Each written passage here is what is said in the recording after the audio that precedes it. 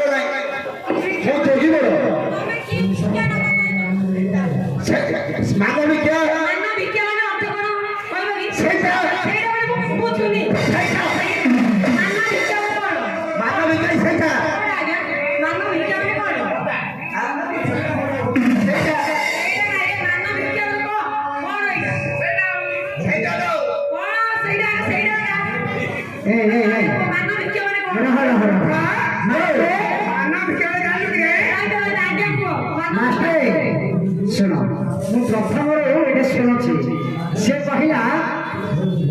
सपरी बेश आसला कौन कहला शुआ नब ओ शुआरी हजे मूर्ख पिला चांदनी शुआ नाहा सिना अच्छी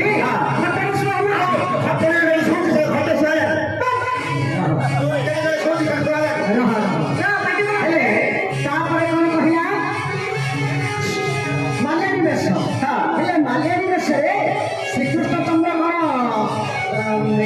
फूल कहले से बोईताले फूल कखारू फूल मल्लिका फूल पकसुमा फूल मूर्ख पिला पकसुमा फूल माने श्रीकृष्ण चंद्र माल्याणी वेश हुई राधा निकट को पकसुमा फूल धरिके अरे जाई जुई मल्ली मालती टगर एगुड़ा बनई बुझिलु शेष में मानव बुझिलु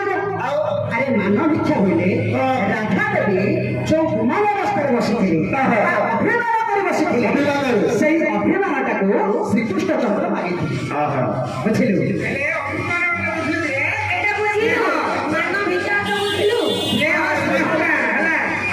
राधा श्रीकृष्ण पाखे स्नेहटा जो